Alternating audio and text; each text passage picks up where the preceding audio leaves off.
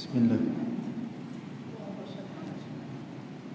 InsyaAllah kita zikrullah, mudah-mudahan perkongsian pada petang ini diberkati dan dirahmati oleh Allah Subhanahu wa taala. La ilaha illallah, la ilaha illallah, la ilaha illallah, Muhammadur Rasulullah. La ilaha illallah, la ilaha illallah, la ilaha illallah, Muhammadur Rasulullah. La ilaha illallah, la ilaha illallah, la ilaha illallah, Muhammadur Rasulullah. La ilaha illallah, la ilaha illallah, la ilaha illallah, Muhammadur Rasulullah.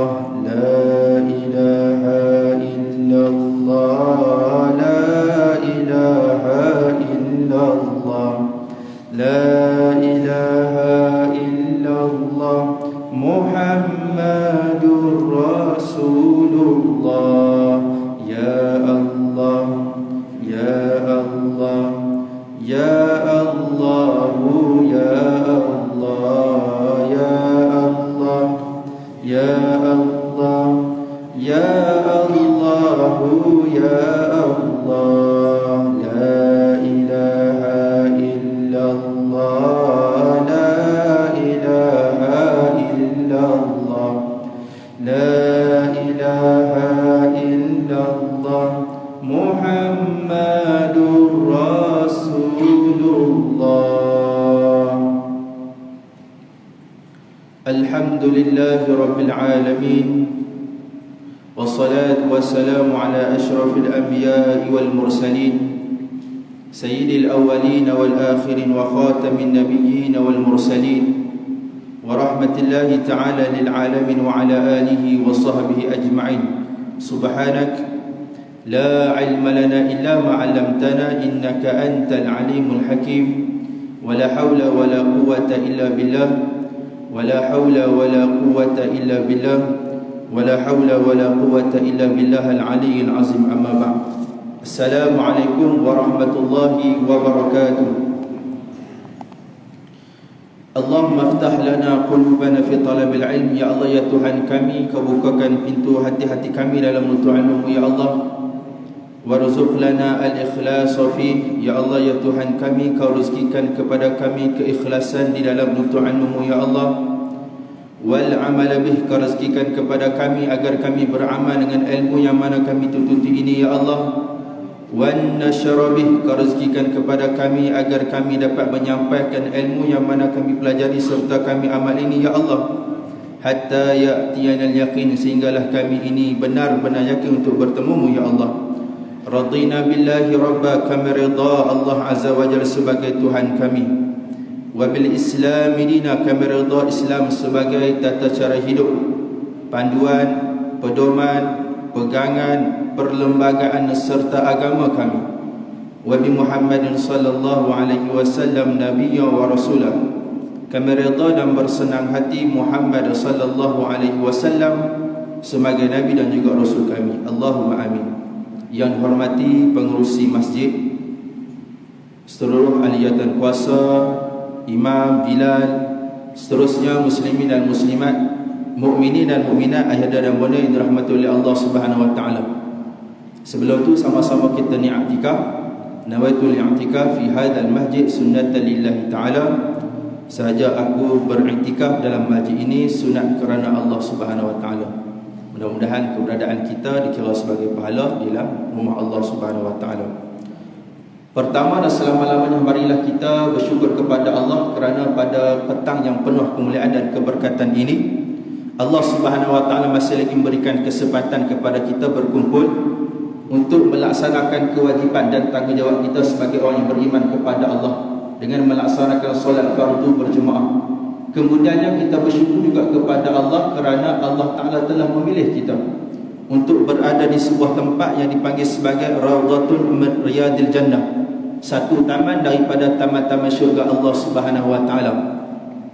Orang soleh bila mana dia duduk di dalam majlis ilmu, mereka akan menganggap bahawasanya majlis ilmu itu seolah-olah sebagaimana taman-taman syurga Allah. Sebab tu ada satu kitab karangan Al-Imam An-Nawawi rahimahullah subhanahu wa ta'ala sebut, kitab yang selalu dengar, Riyadhus Salihin. Pernah dengar tak? Orang mengaji dia tahu Riyadhus Salihin itu ialah taman-taman syurga bagi orang-orang yang soleh. Imam Nawawi nak menggambarkan kepada betapa besarnya pandangan orang soleh apabila berada dalam majlis ilmu. Mereka ini akan merasakan seolah-olah berada di dalam taman-taman syurga Allah Subhanahu Wa Ta'ala. Mudah-mudahan keberadaan kita di taman syurga ini sebagai permulaan dan perintis untuk kita menggapai dan menuju syurga Allah yang kekal abadi kelak, insya-Allah. Kita sambungan kitab Nurul Yaqin karangan oleh Syekh Muhammad bin Afifi Al-Bajuri Al-Khudarabik yang diringkaskan oleh Syekh Umar bin Abdul Jabbar dan yang terjemahkan oleh Ustaz Zamri bin Hashim hafizahullah subhanahu wa ta'ala. Kita masuk pada muka surat 18. Siapa yang ada kitab boleh tengok. Tajuk Jam'uhu li'ashiratihi, baginda mengumpul keluarganya. Sebab apa kita mengaji sirah? Kerana kalau kita sebut fardu ain ada 3, tauhid, fiqh, tasawuf. Yang ni penting, tapi kenapa diselitkan dengan subjek sirah? Apa kepentingan subjek sirah? Kalau kita tahu benda tu, baru kita sangat memahami dan kita menghargai apa yang kita mengaji. Sebabnya kita mengaji sirah kerana kita nak mendapat cinta baginda Nabi sallallahu alaihi wasallam. Orang yang mengaji sirah baru dia tahu bagaimana Rasulullah menyampaikan dakwah. Bila mana dia tahu susah payah Rasulullah sampaikan Islam sehinggalah ke hari ini kita dapat Islam, maka pada ketika itu barulah apa yang diselawat itu sangatlah berkualiti dan sangat menepati.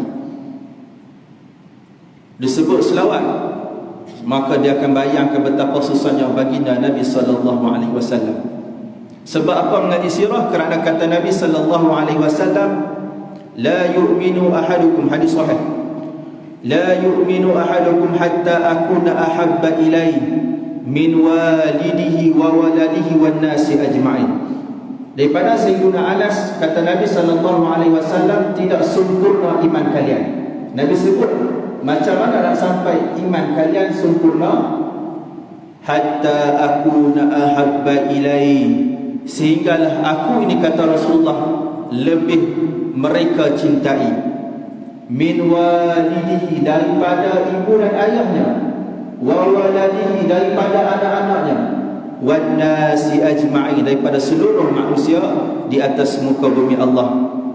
Untuk mencapai kesempurnaan iman, perlulah meletakkan kecintaan baginda Nabi sallallahu alaihi wasallam di tempat yang paling tertinggi selepas cinta kepada Allah Subhanahu wa ta'ala. Sebab tu sahabat sanggup berperang di dalam peperangan Badar yang berlaku bulan Ramadan ni, berlawan dengan ayah, berlawan dengan anak-anak. Sebab apa? Sebabnya ayah dan anak-anak mereka itu sangat membenci dan juga memerangi agama yang dibawa oleh baginda Nabi sallallahu alaihi wasallam. Sebab tu main perasaan cinta, maka nak tahu kita nak sampai cinta itu mestilah perlu menelusuri sirah perjuangan baginda Nabi sallallahu alaihi wasallam. Yang keduanya mukadimah sikit.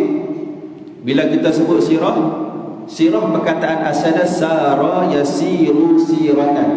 Sara telah berjalan. Apa dia? Past tense. Yasiru sedang berjalan, present tense. Siratan perjalanan. Maka bila sebut sirah, perjalanan baginda Nabi sallallahu alaihi wasallam min awwali miladi, daripada permulaan Nabi dilahirkan ila wafatihi, sehinggalah kewafatan baginda Nabi sallallahu alaihi wasallam. Itu mukadimah. Maka kita sambung balik siri-siri kitab Nurul Yakin, muka surat 18. Kata pengarang kitab, qala musannifu rahimahullah subhanahu wa ta'ala wa nafa'ana bi ulumihi fi daril amin ya rabbal alamin. Kata pengarang kitab, jam'uhu li ashirati, baginda mengumpulkan keluarganya. Ni nak baca Arab sekali ke Melayu saja? Dua-dua boleh tak? Boleh lah. Kita mengaji bahasa Arab sikit, itu kita Melayu ni duk baca salat dulu lah. Kalau boleh paling kurang buat balik satu perkataan Arab pun dah cukup dah.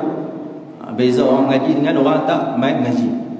Jama'an Nabi sallallahu alaihi wasallam ahlahu wa aqaribahu lamma nazala alaihi qawluhu ta'ala a'udzu billahi minasy syaithanir rajim wa anzir 'ashiratakal aqrabin. Suratul Syu'ara ayat 2-14. Baginda mengumpulkan keluarga dan kaum kerabatnya selepas Allah menurunkan firman-Nya yang bermaksud berilah peringatan kepada keluargamu yang terdekat.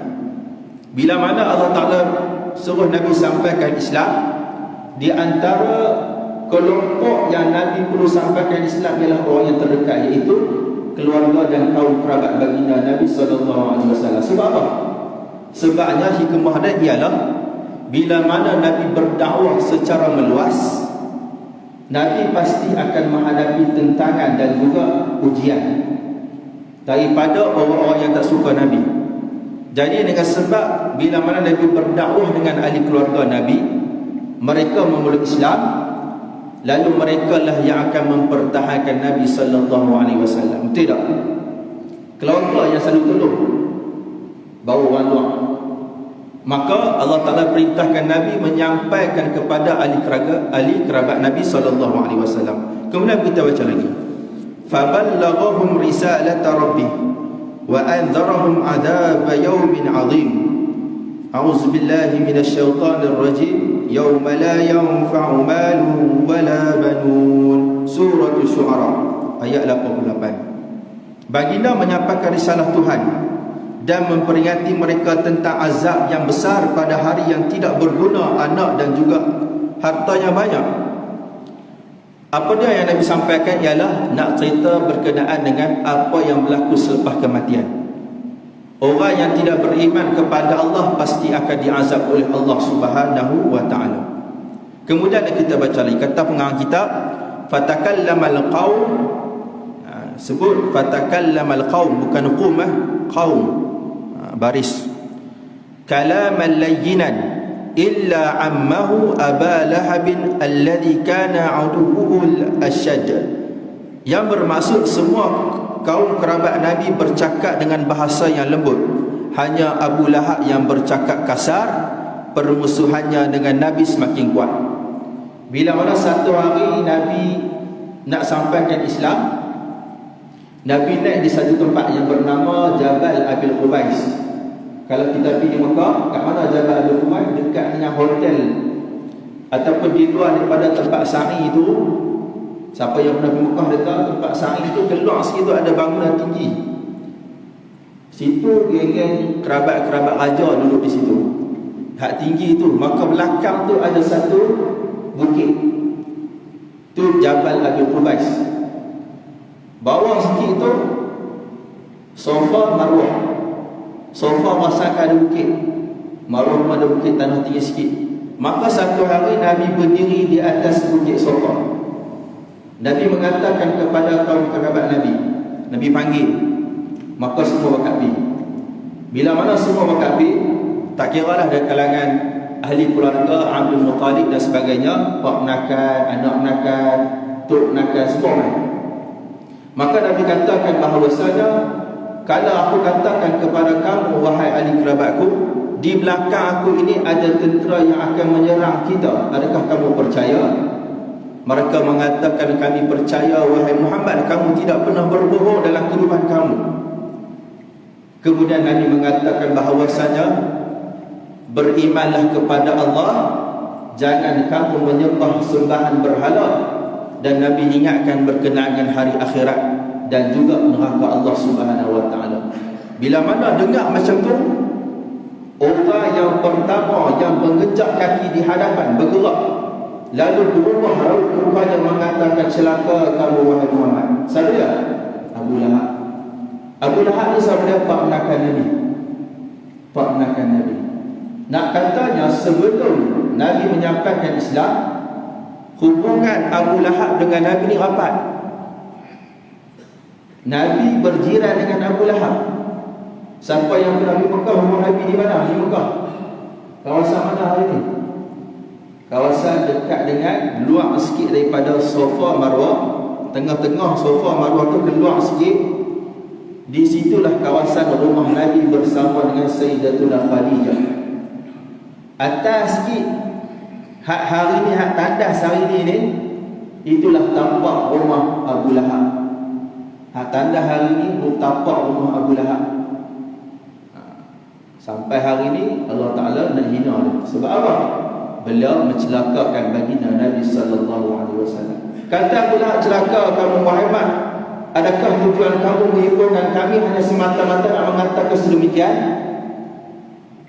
Maka turunlah ayat Allah Subhanahu wa taala berkenaan dengan peristiwa itu dalam surah Al-Masad. Apa dia?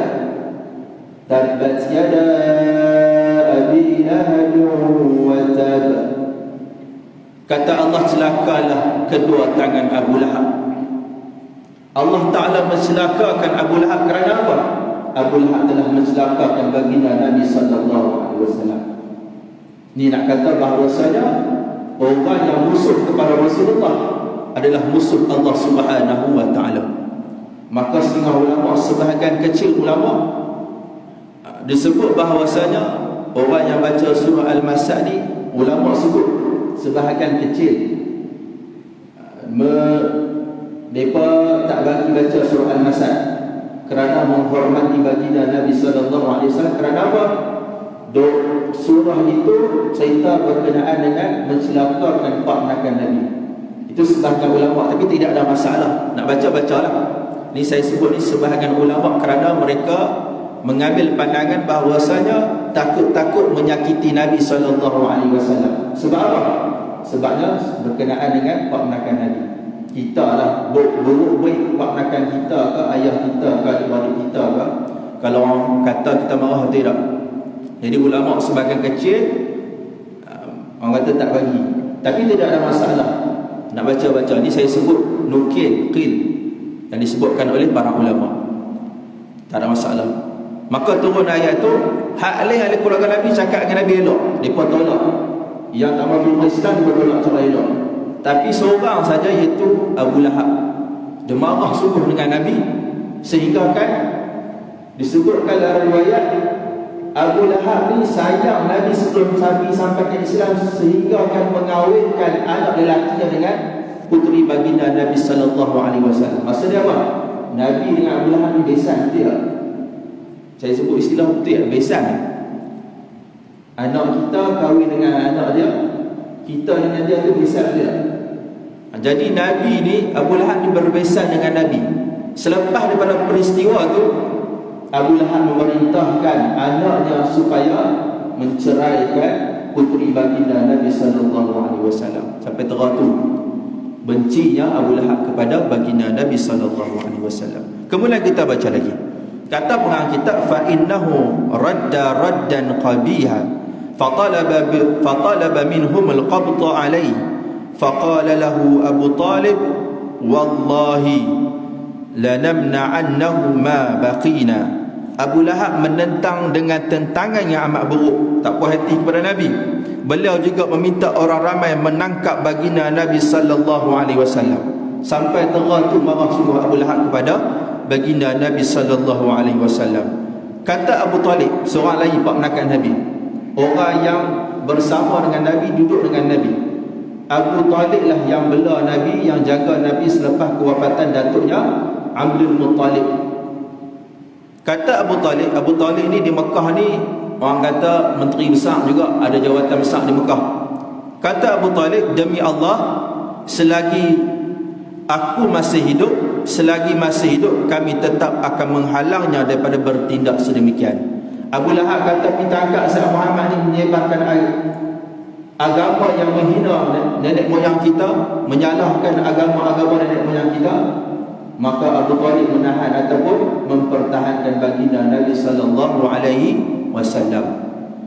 Ini nak kata peranan Abu Talib, walaupun dia kafir, akan tetapi dia sangat mencintai baginda Nabi sallallahu alaihi wasallam. Di akhir hayatnya Nabi minta kepadanya mengucapkan dua kalimah syahadah, asyhadu an la ilaha illallah wa asyhadu anna Muhammadar Rasulullah. Abu Talib ucap tak?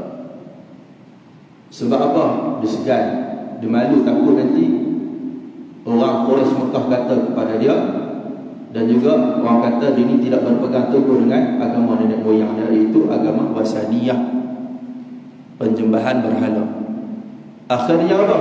Abu Talib meninggal dalam keadaan tidak beriman kepada Allah Subhanahu wa taala, yang menyebabkan pada ketika itu Nabi sangat berduka cita, sehingga kata Allah Subhanahu wa taala, kamu wahai Muhammad tidak mampu memberi hidayah kepada orang yang kamu sayang, akan tetapi Allah lah yang memberi hidayah kepada orang yang terpilih. Tuan-tuan bayangkan hidayah ni, Islam ni dapat kat kita. Kat dunia ni ada lebih kurang 8 ke 9 bilion orang. Satu ataupun 1/4 daripada jumlah penduduk dunia adalah yang beragama Islam. 1/4 dunia. Maksudnya apa? 3/4 lagi berada di neraka Allah Subhanahu wa taala. Maka sungguh-sungguh kita pegang nikmat ni, jaga sungguh-sungguh, kerana kita merupakan pilihan daripada Allah Subhanahu wa taala. Sehingga kan Allah Taala sebut, kamu wahai Muhammad tak dapat memberi hidayah kepada orang yang kamu sayang, akan tetapi Allah lah yang memilih dan memberi hidayah kepada orang yang terpilih. Maka kita ni dapat Islam ni merupakan apa? Pilihan Allah Subhanahu wa taala. Maka ucaplah alhamdulillah banyak kali. Kerana apa? Mensyukuri nikmat Islam yang diberikan oleh Allah Subhanahu wa taala kepada kita. Jadi kita berhenti setakat tu, boleh tak? Tak boleh lama-lama dah. Kita berhenti setakat tu saja. Nanti kita akan masuk Quraisy membenci Nabi sallallahu alaihi wasallam. Dulu Nabi sangat dicintai, sehingga kan orang menggelar Nabi sebagai Al-Amin, orang yang paling amanah, orang yang paling jujur. Sebutlah mana-mana di lorong-lorong Kaabah, di lorong-lorong Mekah, pasti mereka akan mengatakan baginda adalah orang yang paling kami percaya. Akan tapi bila mana Nabi membawa risalah Islam, maka pada ketika itu penduduk Mekah sangat membenci baginda Nabi sallallahu alaihi wasallam. Ulama sebut apa? Kalaulah diri kita sendiri nak berubah jadi baik, orang tak kacau, orang tak rasa galat, orang tak rasa benci. Tidak. Nabi ketika mana Nabi berada di Mekah sebelum Nabi sampai ke Islam, orang suka Nabi, orang suka Nabi. Tapi bila mana Nabi mengajak orang kepada kebaikan, meninggalkan agama penyembahan berhala, maka pada ketika itu title Al-Amin itu bertukar kepada apa? Anta sahirun wa kazzabun wa majnun. Engkaulah orang yang penyihir, orang buat bohong, orang yang gila. Sebab apa? Nabi nak ajak orang buat kebaikan. Kalau kebaikan ini sendiri orang tak kacau, orang suka. Tidak. Kita kalau buat baik, orang suka, orang suka. Tapi bila mana kita ajak orang buat baik, sekali dengan kita buat baik, maka pada ketika itu ketahuilah manusia pada ketika itu akan menguji kamu, menghina kamu, sehingga kan pada ketika itu kebergantungan kamu dengan Allah Subhanahu wa taala. Itu sunnatullah. Maka sama-sama kita mengambil pengajaran, dan sama-sama kita bila mana baca sirah baru kita tahu Nabi ni bukan mudah nak menyampaikan Islam. Dan insya-Allah setakat itu saja. Wallahu Subhanahu wa taala alam. Yang baik itu pada Allah Subhanahu wa taala, lemah dan kurang itu pada kelemahan diri saya. Dan sedikitlah perkongsian berkenaan dengan puasa. Bila mana kita sebut salatul tarawih, Di antara perkara yang kita selalu buat ialah selawat kepada baginda Nabi sallallahu alaihi wasallam. Bila nak sebut apa? Allahumma salli ala sayyidina Muhammad. Kita akan sebut sallallahu wasallam alaihi. Kalau boleh sebut tu biar penuh dan jelas, supaya apa yang kita sebut tu sampai kepada baginda Nabi sallallahu alaihi wasallam, supaya apa yang kita sebut tu dikira sebagai pahala daripada Allah Subhanahu wa taala. Baca mana sebut? Imam baca, Bilal baca, Allahumma salli ala sayyidina Muhammad. Maka kita akan jawab apa? Sallallahu wasallam alaihi. Sebut bagi penuh, tak perlu berhenti. Sallallahu wasallam alaihi. Kenapa nak satu, kenapa nak buang huruf Allah tu kenapa nak buang? Yang kedua, kenapa nak salam saja? Kenapa tak sebut sallama? Sebut bagi habis. Sallallahu wasallam alaihi. Sallallahu wasallam alaihi. Sallallahu wasallam alaihi. Boleh sekali lagi ya? Saya sebut, imam baca, kita ramai-ramai sebut, makmum baca nah. Allahumma salli ala sayyidina wa habibina wa syafi'ina wa zuhdina wa qudwatina wa anta maulana Muhammad sallallahu wa sallam alaihi. Sallallahu wa sallam alaihi. Sallallahu wa sallam alaihi. Maksudnya apa? Semoga Allah mensejahterakan, merahmati dan mensejahterakan baginda Nabi sallallahu alaihi wasallam. Yang keduanya, sebut sayyidina, sebutlah bagi habis, iaitu bunyikan ya syaddah. Sayyidina, bukan sayyidina. Bukan mematikan huruf ya tu, tapi mensyaddahkan baris kasrah. Sayyidina. Sayyidina. Kalau sayyidina, penghulu kami. Kalau sayyidina tu hak bermingkat tu. Tu sayyidina. Kalau sayyidina, penghulu kita. Itu baginda Nabi sallallahu alaihi wasallam. Jadi itulah dua perkara peringatan kepada saya dan juga kepada tuan-tuan semua. Mudah-mudahan kita buat ni kita dapat pahala, dan juga benda tu sampai kepada baginda Nabi sallallahu alaihi wasallam. Insya-Allah, wallahu subhanahu wa ta'ala, ma asabaka min hasanatin fa min Allah wa ma asabaka min sayyi'atin fa min nafsi. Yang baik itu pada Allah Subhanahu wa taala, lemah dan kurang itu pada kelemahan diri saya. Sekali lagi saya mohon maaf ada terkasar bahasa, tersilap bicara, tertinggi suara sepanjang kuliah saya. Mudah-mudahan kita semua diberkati dan dirahmati oleh Allah Subhanahu wa taala. Wabillahi taufiq wal hidayah. Wassalamualaikum warahmatullahi wabarakatuh. A'udzu billahi minasyaitonir rajim. Bismillahirrahmanirrahim. Alhamdulillahi rabbil alamin, wassalatu wassalamu ala asyrafil anbiya wal mursalin wa ala alihi wa sahbihi ajma'in. Allahumma inna nas'aluka 'ilman nafi'a wa rizqan thayyiban wa 'amalan mutaqabbala ya akramal akramin ya arhamar rahimin. Allahumma barik lana fi syahri Ramadan wa ballighna lailatal qadr. Wa sallallahu ala sayyidina Muhammad wa ala alihi wa sahbihi wa sallam. Walhamdulillahi rabbil alamin. Assalamualaikum warahmatullahi wabarakatuh.